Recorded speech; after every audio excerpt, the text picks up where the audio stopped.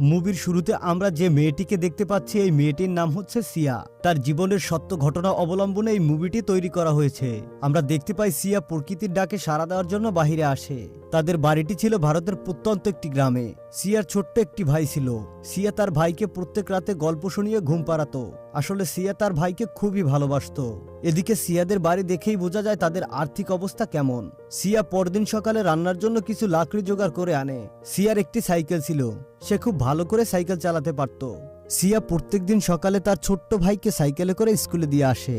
সিয়া তার ভাইকে স্কুলে নামিয়ে দিয়ে বাড়ির পথে রওনা হয়। কিছু পথ যেতেই তার সাইকেলের চেনটি খুলে পড়ে যায়। সে চেনটি লাগানোর চেষ্টা করে। এরপরে দেখা যায় কিছু বকাটে ছেলে সেখানে চলে আসে আর ছেলেগুলো প্রত্যেকদিন তাকে বিরক্ত করে। সিয়া এই বকাটে ছেলেগুলোকে দেখা মাত্রই দ্রুত সেখান থেকে চলে যাওয়ার চেষ্টা করে, কিন্তু এই ছেলেগুলো তার পিছনে পড়ে যায়। তিনজনের মধ্যে একজন ছিল এমএলএর ছেলে। তারা সিয়ার পিছু পিছু যায় এবং তাকে তারা নানান খারাপ ভাষায় কমেন্ট করতে থাকে। সিয়ার ভাগ্যটি ভালো ছিল। হঠাৎ সেখানে একজন লোক আসে আর স্কুটি দিয়ে ছেলেগুলোকে আটকে দেয়। লোকটি ছিল একজন উকিল, সে দিল্লিতেই থাকতো। সিয়া তাকে খুব ভালো করেই চিনত এবং সিয়াকেও সে ভালোভাবেই চিনত, কারণ সে পরোপকারী একজন ভালো মনের মানুষ। সে অন্যায়ের প্রতিবাদ করত এবং যেখানে অন্যায় হতো সেখানে গিয়ে রুখে দাঁড়াতো। এরপর আমরা সিয়ার মায়ের সাথে একজন মহিলাকে দেখতে পাই। মহিলাটি সিয়ার মায়ের পাশে হাঁটতে থাকে এবং সিয়ার জন্য চাকরির প্রস্তাব দিচ্ছিল, কিন্তু সিয়ার মা তার কথার কোনোই গুরুত্ব দেয় না। তারপরও মহিলাটি তাদের সাথে বাড়িতে চলে আসে। এরপর মহিলাটিকে দেখে সিয়া প্রচন্ড রেগে যায়। এজন্য সিয়াকে তার মা একটি থাপ্পড় দেয়। তারপরে সিয়া তাকে অকথ্য ভাষায় গালিগালাজ করে এবং তাদের বাড়ি থেকে চলে যেতে বলে। কিন্তু এই মহিলাটিকে দেখে সিয়া কেন রেগে গেল এবং সে কেনই বা এমনটা করলো তা জানতে হলে দেখতে হবে পুরো মুভির শেষ পর্যন্ত। সিয়া পরদিন সকালে তার ব্যাগ গুছিয়ে বের হয়। তাকে দেখে বোঝা যাচ্ছে সে কোথাও চলে যাচ্ছে। এরপরে দেখা যায় সে একটি বাড়ির সামনে এসে দাঁড়িয়েছে। আসলে এটি ছিল সেই উকিলের বাড়ি। এরপর উকিলের সাথে দেখা করে সিয়া তাকে বলে, আমি দিল্লিতে আমার চাচির বাড়িতে চলে যেতে চাই। এই গ্রামে আমার একদমই ভালো লাগে না, আমার যাওয়ার ব্যবস্থা করে দিন না। কিন্তু উকিল তাকে অনেক বুঝায় এবং বাড়িতে চলে যেতে বলে। এরপরে সিয়া মন খারাপ করে সেখান থেকে চলে আসে। তার মন প্রচন্ড খারাপ হয়। সে স্থানীয় একটি নৌকা ঘাটে গিয়ে বসে থাকে। কিছুক্ষণ বসে থাকার পর সে বাড়ির উদ্দেশ্যে রওনা হয়। আর তখন একটি গাড়ি চলে আসে। গাড়ির ভিতরে ছিল সেই বিরক্ত করা বকাটে ছেলেগুলো। সিয়া ওদের দেখা মাত্র সেখান থেকে দৌড়ে পালানোর চেষ্টা করে, কিন্তু তার আজকে আর শেষ রক্ষা হলো না। তখনই এমএলএর ছেলে তাকে লাথি মেরে মাটিতে ফেলে দেয়।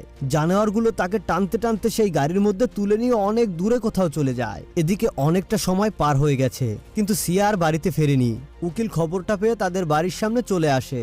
দেখা যায় সিয়াকে খোঁজার জন্য সে সব জায়গায় কল দিচ্ছে এবং দিল্লিতে তার চাচার বাড়িতে কল দিয়েছে। কিন্তু সিয়া যদি দিল্লিতে যেত তাহলে 10 থেকে 11 ঘন্টার মধ্যে সে সেখানে পৌঁছে যেত।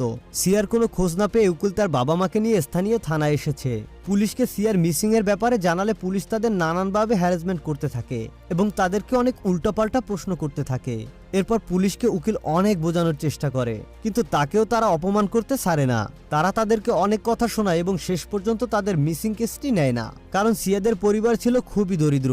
এরপর পুলিশ তাদেরকে কথার অজুহাত দিয়ে বলে কালকে আবার একটু খোঁজ নিয়ে দেখুন। বন্ধুরা, এ থেকে একটা জিনিস লক্ষ্য করা যায়, গরিব হয়ে জন্ম নেওয়াটা কতটা কষ্টের। আজ হয়তো বা টাকা থাকলে পুলিশ সিয়াদের মিসিং রিপোর্টটি লিখত। যাই হোক, পরের দিন সকালে উকিল এবং সিয়ার মা আবারও থানায় আসে, কিন্তু আবারও পুলিশ তাদের সাথে সেই একই আচরণ করে। এদিকে দিন পার হয়ে যায়, কিন্তু সিয়ার এখনো কোনো খোঁজ মেলেনি। উকিল লোকটি পরের দিন আবারও থানায় আসে, কিন্তু এবার সে পুলিশের সাথে কোনো কথা না বলে কিছুক্ষণ অপেক্ষা করে সেখান থেকে চলে যায়। এরপর সে এই পুরো ঘটনাটি নিয়ে ফেসবুকে একটি স্ট্যাটাস দেয়। পরের দিন ভোরবেলা উকিলের বাসায় একজন সাংবাদিক আসে। সাংবাদিক এই পুরো ঘটনাটি পত্রিকায় ছাপানোর জন্য উকিলের কাছে পারমিশন চায়। এরপরে দৃশ্য পরিবর্তন হয়ে স্থানীয় এমপিকে দেখানো হয়। সে পত্রিকায় এই বিষয়টি পড়ার পর এমএলএ কে জিজ্ঞাসা করে সে আজকে পত্রিকা পড়েছে কিনা। এরপর এমএলএ পত্রিকা পড়ে বিষয়টি উড়িয়ে দেয়, কিন্তু এমপি এটা সিরিয়াস ভাবে নেয় এবং সাথে সাথে থানায় কাউকে ডেকে পাঠায়। এমপি কেন এই কেসটা নিয়ে এতটা সিরিয়াস তা তোমরা জানতে পারবে গল্পের শেষ দিকে।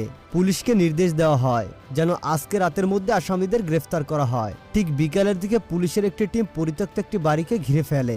বাড়িটি ছিল একটি বড় ফাঁকা মাঠের মধ্যে। বাড়িটিকে ঘিরে ফেলার পর পুলিশ যখন সেখানে প্রবেশ করে তখন তারা দেখতে পায় এমএলএর ছেলেকে।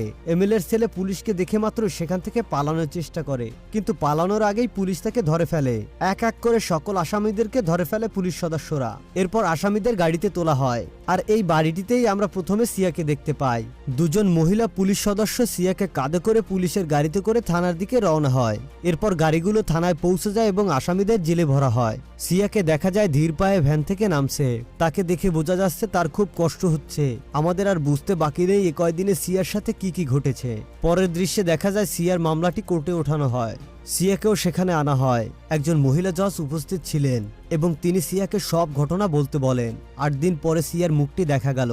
জানোয়ারগুলো কত অত্যাচার বা কত কিছুই না করছে সিয়ার সাথে, এটা সিয়ার মুখটি দেখলেই বোঝা যায়। এরপর 8 দিন ধরে তার সাথে ঘটে যাওয়া সমস্ত ঘটনা জজকে বলে। সিয়াকে কে প্রথম 3 দিন ধর্ষণ করেছে, তাকে এক ফোঁটাও পানি পর্যন্ত খেতে দেয়নি, এমনকি তাকে একটি শিকল দিয়ে সেখানে বেঁধে রাখা হয়েছিল। ওয়াশরুম পেলে তাকে সেই বিছানার পাশেই করতে হতো। জানোয়ারগুলো কতটা জঘন্য কাজই না তার সাথে করেছে। সিয়া এই কথাগুলো বলছিল আর কাঁদতেছিল। কোর্টে সবাই তার সাথে ঘটে যাওয়া এই জঘন্য কাজের বর্ণনা শুনে নির্বাক হয়ে যায়, যেন তাদের কথা বলার সব ভাষাই হারিয়ে ফেলেছে। সিয়া জর্জকে রিকোয়েস্ট করে বলে, আমি আমার মায়ের কাছে যেতে চাই, আমি বাড়ি ফিরে যেতে চাই। সিয়াকে দেখে সবাই কাঁদছে।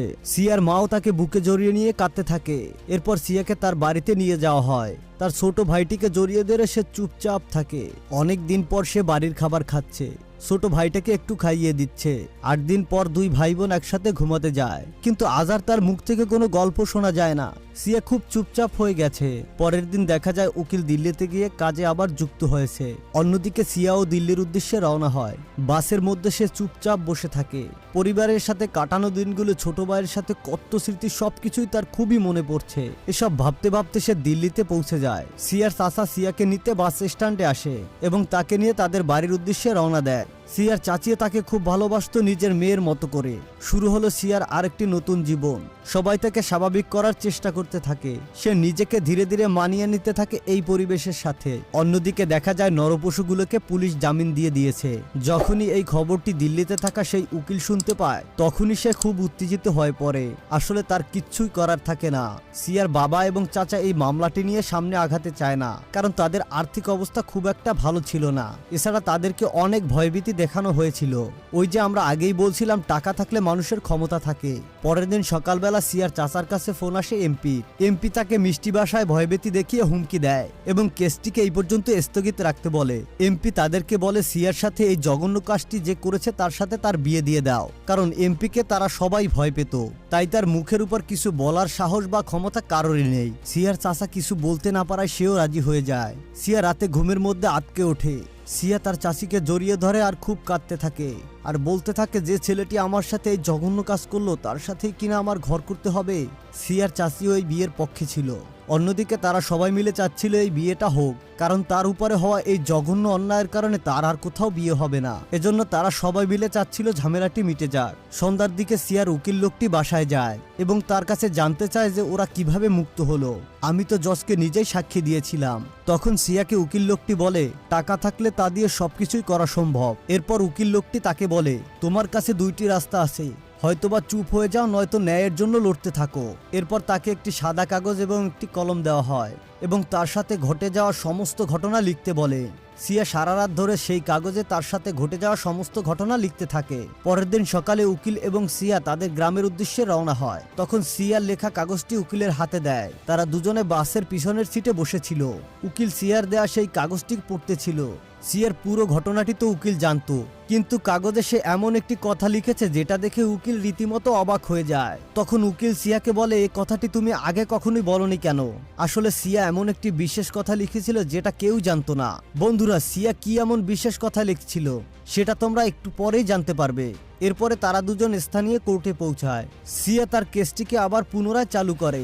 এদিকে এমপির লোকেরা সিয়ার বাবাকে তুলে এনে প্রচন্ড অত্যাচার করতে থাকে, যেটা কিনা খুবই অমানবিক একটা ব্যাপার ছিল। সিয়ার বাবাকে শুধু মেরেই তারা ক্ষান্ত হননি। এরপর তাকে পুলিশ দিয়ে থানায় নিয়ে যাওয়া হয় এবং সাদা কাগজে একটি টিপসই নেওয়া হয় সিয়ার বাবার। এরপরে আমরা দেখতে পাই একটি ভিডিও ভাইরাল হয়েছে। ভিডিওটি ছিল সিয়ার বাবার। আসলে কেউ লুকিয়ে ভিডিওটি করছিল, যেখানে পুলিশের এই মিথ্যা মামলাটির কথা বলা হয়, যে খবরটি ন্যাশনাল টেলিভিশনেও প্রচার করা হয়েছিল। সেদিন রাতে সিয়ার পুরো পরিবারকে পুলিশ একটি অজানা জায়গায় নিয়ে যায়। তারা কেউ বুঝতে পারছিল না যে তাদেরকে কোথায় নিয়ে যাওয়া হচ্ছে। গাড়িটি এসে একটি শুনশান জায়গায় থামে। এরপর তাদের সবাইকে গাড়ি থেকে নামানো হয়। সবাই একটু সামনে যেতেই দেখতে পায় আগুন জ্বলছে। আসলে আগুন জ্বলছিল সিয়ার বাবার চিতায়। পুলিশ তাকে মেরে ফেলেছে। সবাই কান্নায় ভেঙে পড়ে। এরপর উকিল লোকটি পুলিশের সাথে নানান তর্ক করতে থাকে এবং গোপনে এটির ভিডিও করে রাখে। ভিডিওটি সোশ্যাল মিডিয়ায় প্রচন্ড ভাইরাল হয়। পরবর্তী দৃশ্যে দেখা যায় এমপির বাড়িতে একজন সাংবাদিক আসে এবং তাকে নানান প্রশ্ন করতে থাকে। তার ছোট ভাইও এই ঘটনায় জড়িত ছিল।